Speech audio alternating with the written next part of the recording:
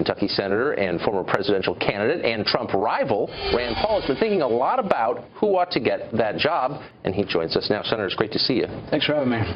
So here are some of the names that have been floated. We just named them. In addition to Romney, you had former Mayor Giuliani. You also had John Bolton.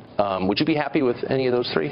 You know, I think it's important that we, or President-elect Trump, nominate somebody who agrees with Donald Trump. Donald Trump spent a lot of time traveling the country saying the Iraq War was a mistake, that nation building hasn't worked or made us safer, it's very expensive, and that regime change has led to unintended consequences. That's exactly where I am. That's why I like Donald Trump, is that I think he recognizes Iraq War was a mistake and some of the problems.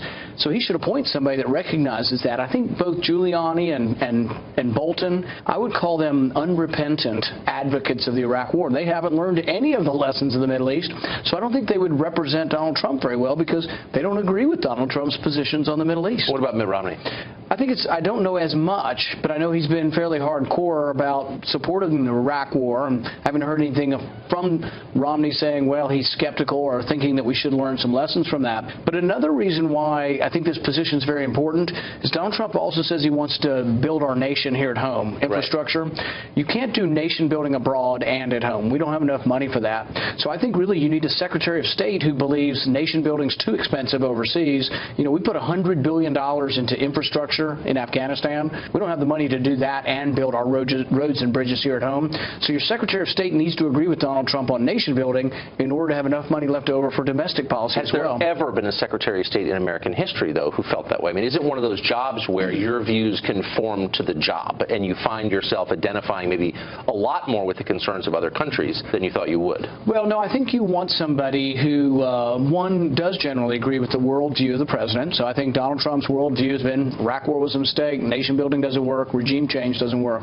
They may not agree completely, so you may not get a perfect clone of Donald Trump, but I think in order for Donald Trump's vision to be part of the State Department, he should appoint somebody who actually agrees with Donald Trump. You keep saying he believed that Iraq War was a mistake, and yet we heard from the press for a year and a half that he was every bit as implicated in the Iraq War as Hillary Clinton. Yeah, you know, sometimes the press completely gets it wrong, and this is the time where every night at home I'd be throwing things on my TV saying, why don't they get it? They kept going back to some interview, you know, on Howard Stern from 10, 15 years ago, and it's like, the point isn't exactly when he understood it, it's that he understands it now. Hillary Clinton never understood it.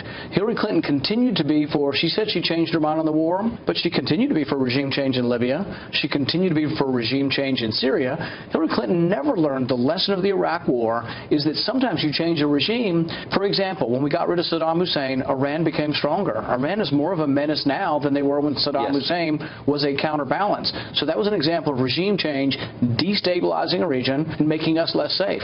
We got rid of Gaddafi, same thing in Libya. Hillary Clinton never understood that. Donald Trump did. That was a big difference, and yet the media quibbled about when he became opposed to the Iraq War, which wasn't so important as did he understand the lesson of the Iraq War. So you're saying that whoever takes this job needs to understand the lesson of the last 15 years of American foreign policy, but I wonder, does the Republican establishment in Washington understand it? So we're going to see who's chosen Secretary of State, but he'll have a massive staff beneath him, most of them Republicans from D.C., the foreign policy establishment. Have they internalized the lessons? Well, the interesting thing is his pick for National Security Advisor, General Flynn, has said that the historical lesson is that the Iraq War was a strategic failure. So there are people, even from the military, there were many people, you know, in Hillary Clinton's book, many of the generals, other than Patraeus, but many of the generals were saying, you know, regime change isn't going to work in Syria. We're taking our eye off of ISIS because we're getting too involved with trying to replace Assad. Petraeus sided with Clinton, of course, so I don't think he really gets the lesson either. But if you look at Hillary Clinton's book about it, she was all for regime change. You know, we got to get rid of Assad. So was Petraeus. But many of the other generals in the region at the time were actually opposed to regime change. So if you were to boil down the purpose of America's foreign policy to a refrigerator magnet you would give to Donald Trump to look at every morning as he pulled his orange juice out of the fridge, what would it say? Defend America. Defend America. Yeah. And so the thing is there also is a difference between the Secretary of Defense and the Secretary of State.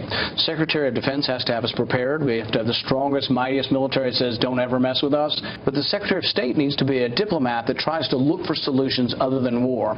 So, for example, if I were contrasting John Bolton with anybody else on the planet, I would say almost everybody else on the planet is more likely to advocate for war being the last resort, where I would worry that John Bolton would advocate for war being the first resort. So it's John Bolton versus, as you put it, everyone else on the planet. Everyone else on the planet. That does not sound like a ringing endorsement. Everyone else on the planet comes in ahead of John Bolton. Okay.